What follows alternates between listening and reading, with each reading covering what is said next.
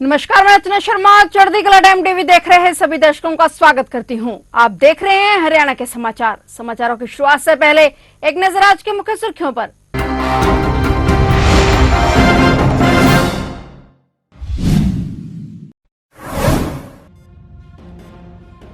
प्रदेश के सभी bus stand का होगा कायाकल्प। रेलवे स्टेशन की तर्ज पर बनाए जाएंगे बस स्टैंड। परिवहन मंत्री ने विभागीय अधिकारियों को दिए निर्देश।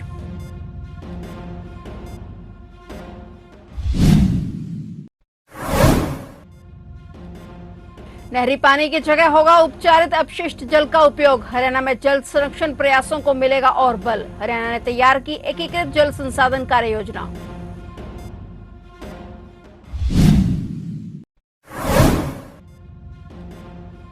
दुष्यंत बोले, कांग्रेस समाज सेवी या खिलाड़ी को उतारे तो हम देंगे समर्थन। साझा उम्मीदवार को लेकर विपक्ष नहीं एकजुट। दुष्यंत हुड्डा ने लगाई शर्तें।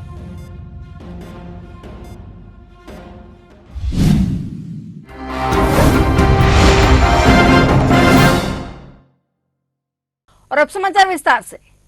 हरियाणा के परिवहन मंत्री असीम गोयल ने कहा कि प्रदेश के सभी बस स्टैंड को रेलवे स्टेशन की तर्ज पर ग्रीनरी लगाकर और सफाई करके खूबसूरत बनाया जाएगा। गुरुग्राम और पिपली कुरुक्षेत्र में पिपली मोड़ पर विशेष प्रकार के बस स्टैंड बनाए जाएंगे। राज्य में आवश्यकता अनुसार बस क्यू शेल्टर भी बनाए जाएंगे। परिवहन मंत्री असीम गोयल ने चंडीगढ़ में परिवहन विभाग के अधिकारियों के साथ समीक्षा बैठक की और इस दौरान उन्होंने विभागीय अधिकारियों को निर्देश दिए कि राज्य परिवहन विभाग के सभी डिपो और सब डिपो में बस स्टैंड परिसर का रखरखाव बेहतर होना चाहिए। साफ सफाई के साथ साथ खाली जगह को पार्क की तरह विकसित करें और वहां पर घास, पेड़ और पौधे लगाकर ग्रीनरी बनाएं ताकि बस स्टैंड का नजारा खूबसूरत लगे। उन्होंने बस स्टैंड पर सुलभ शौचालयों की सफाई व्यवस्था दुरुस्त करने और जहां जरूरत हो वहां पर मुरम्मत या निर्माण भी करवाने की बात कही। उन्होंने कहा कि सभी कार्य निर्धारित अवधि में पूरे होने चाहिए और गुणवत्ता में किसी भी कीमत में समझौता नहीं किया जाएगा।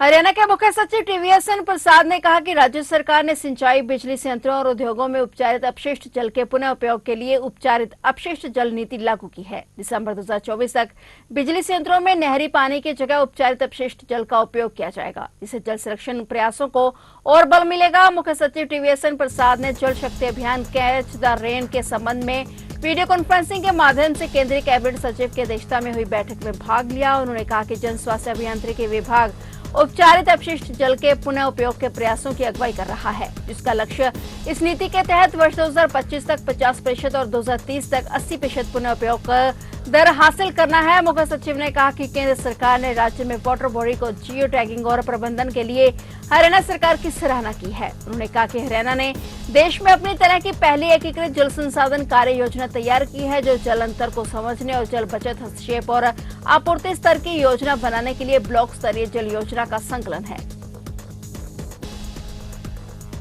हरियाणा में दीपेंद्र हुड्डा के लोकसभा सदस्य बनने के बाद रिक्त हुई राज्यसभा सीट को लेकर मुख्य विपक्षी दल कांग्रेस और जसपा आपस में उलझ गए हैं। पूर्व उप मुख्यमंत्री दुष्यंत चौटाला ने पूर्व मुख्यमंत्री और विपक्ष के नेता भूपेंद्र सिंह हुड्डा पर भाजपा के साथ मैच फिक्सिंग करने का आरोप लगाते हुए कहा कि कांग्रेस राज्यसभा के लिए किसी समाजसेवी, कलाकार या खिलाड़ी को उतारे तो जसपा बगैर शर्त समर्थन देगी। वहीं हुड्डा ने गेंद फिर से दुष्यंत के पाले में डालते हुए कहा कि वे 14 विधायक जुटाए, कांग्रेस निर्दलीय उम्मीदवार को समर्थन कर देगी। दुष्यंत ने कहा कि दोनों राष्ट्रीय पार्टी कांग्रेस और भाजपा जनता को धोखा दे रही है। लोकसभा अध्यक्ष के चुनाव में उम्मीदवार की घोषणा के बावजूद अंत समय में कांग्रेस और भाजपा का एक हो जाना क्षेत्रीय दलों की ताकत को कम करने की कोशिश है। इसी तरह हरियाणा में होने वाले राज्यसभा चुनाव में भी कांग्रेस मैदान छोड़कर भाग रही है। बता दें कि जसपा मुख्यालय में पत्रकारों से बातचीत करते हुए दुष्यंत चौटाला ने दावा किया कि राज्यसभा की एक सीट पर होने वाले चुनाव में कांग्रेस और भाजपा मिलकर खेल रहे हैं।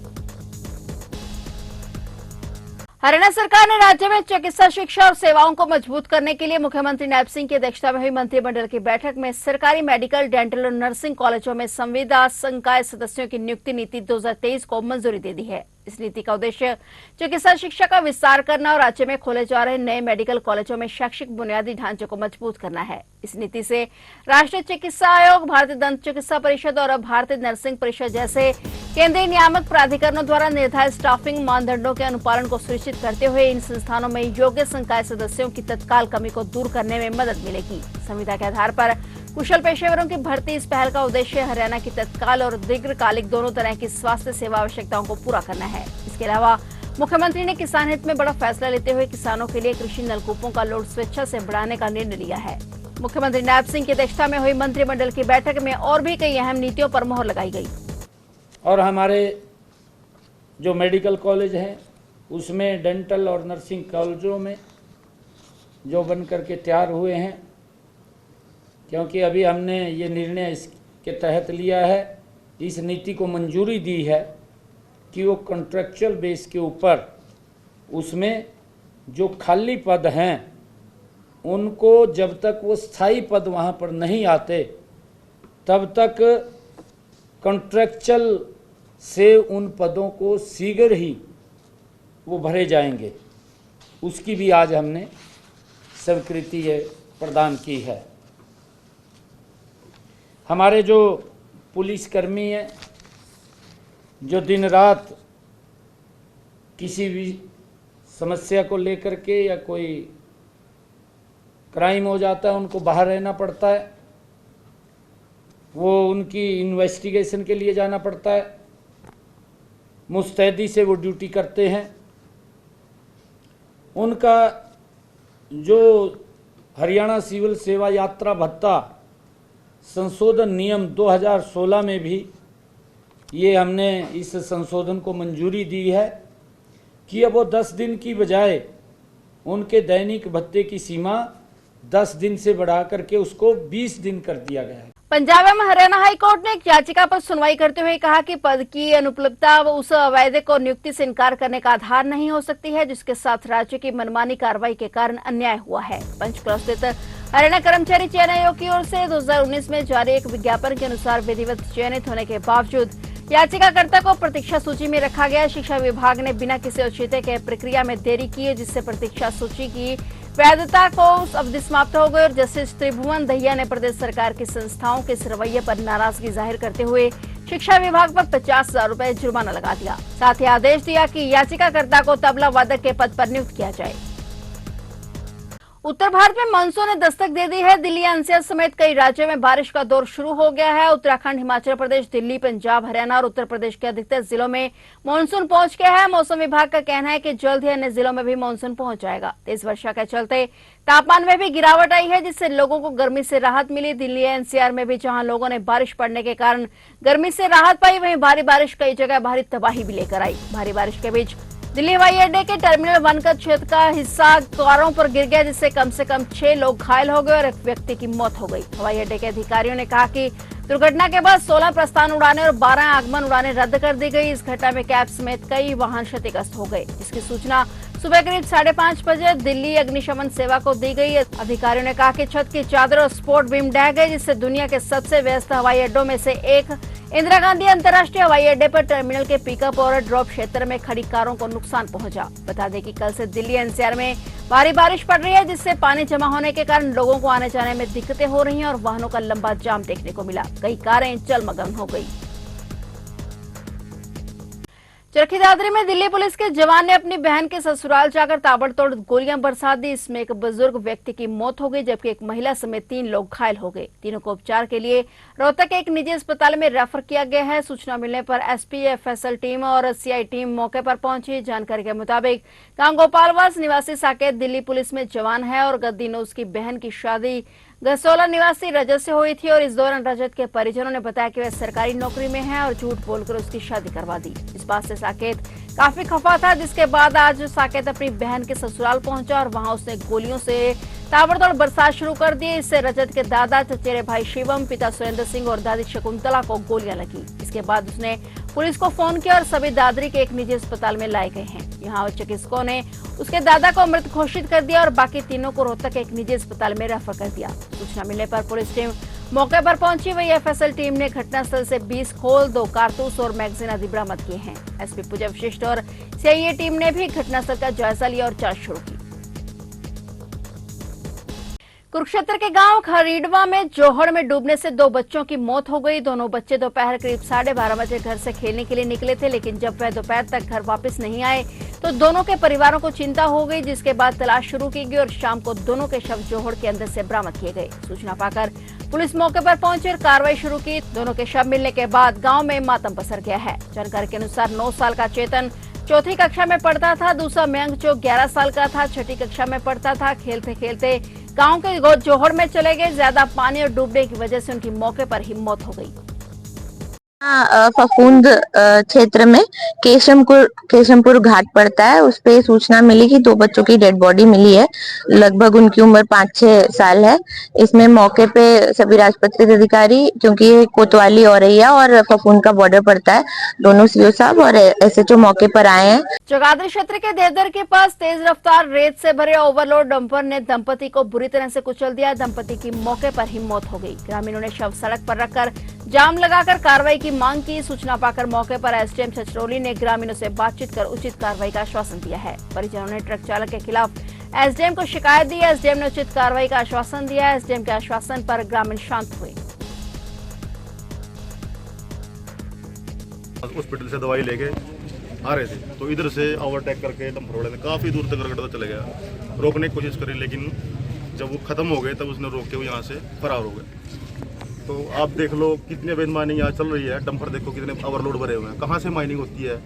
ये रोज़ का काम है सर, आज का नहीं है। ट्रॉलियाँ जहाँ से बोडी है उससे डबल ऊपर हो करके, ऐसा एक हादसा नहीं है। आज ये 10 बार हादसा होगा। बहुत बुरा हाल है माइनिंग का यहाँ पे। मैं सिर्फ यही मांग करता हूँ कि जो खनन अधिकारी है उसके ऊपर भी कार्रवाई होनी चाहिए।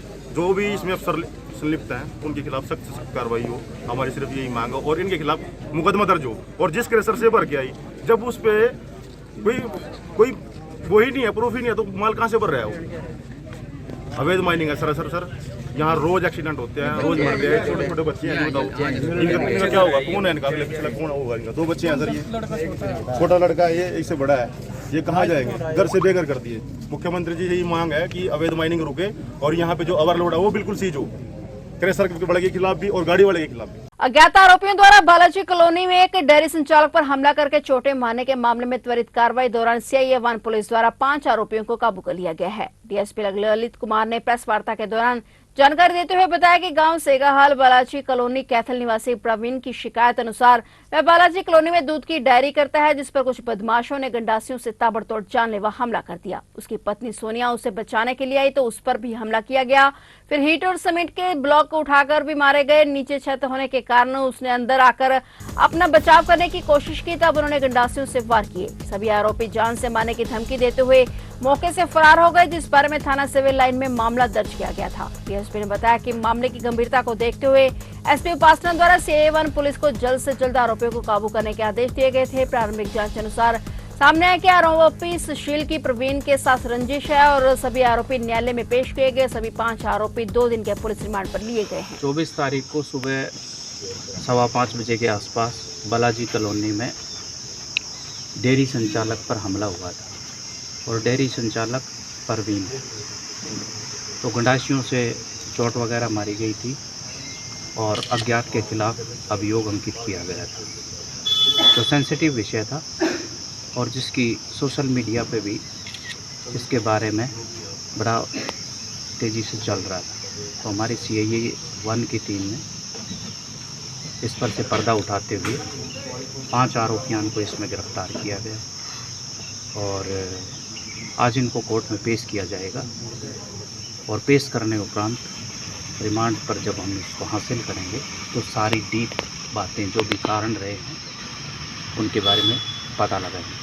ये घर में बिखरा सामान बता रहा है कि घर में कोई वारदात हुई है। ऐसी वारदात जिसने खून पसीने की कमाई को एक झटके में खत्म कर दिया है। दरअसल एक परिवार जो करनाल के सेक्टर 7 में किराए के मकान पर रहता था, वो घूमने के लिए बाहर गए हुए थे, लेकिन 3 दिन बाद जब वो वापस आए तो उन्होंने देखा कि घर का सामान बिखरा पड़ा है और कीमती सामान गायब है। तो इसका मतलब घर में चोरी की वारदात हुई है। चोर घर में घुसे और फिर अलमारी का लॉक तोड़कर सोना चांदी कैश चुराकर फरार हो गए। जांच के लिए एफएसएल और पुलिस की टीम भी पहुंची, लेकिन अब देखना यह है कि कब तक क्राइम की वारदातों पर लगाम लग पाता है।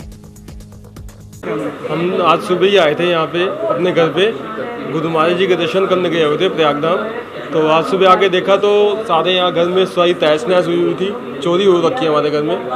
सारा कैश और जो भी इन्वेलप थे सारे खोल के सारा कैश ले गए हैं और 4-1 तोला सोना था वो ले गए हैं साथ में। और मेरे नाइकी के ब्रांडेड शूज़ थे, वॉच थी, वो सब कुछ उठा के ले गए हैं वो सारे। हाँ, होगा 4-5 लाख रुपए का नुकसान है। हाँ जी, मेरी मम्मी काफ़ी टाइम से पैसा इकट्ठा कर रही, वो सारा पैसा उठा के ले गए। हाँ, खिड़की के रास्ते, किचन की खिड़की के रास्ते से ग्रिल तोड़ के वहाँ से आए, उस तरफ से आए। नहीं, अभी ऐसा कुछ नहीं पता। तसल्ली, पूरी तसल्ली से आराम से बैठ के लेके गए हैं। खाना पीना भी आराम से खाया? हाँ, उन्होंने एसी चला के खाना खाया, फ्रूटी पी है, काजू भी खाया है, अच्छी तरह से बैठ के गए हैं। फिलहाल हरियाणा के समाचारों में इतना ही, और नए समाचारों के साथ फिर से हाजिर होंगे। तब तक के लिए देखते रहिए चढ़ती कला टाइम टीवी।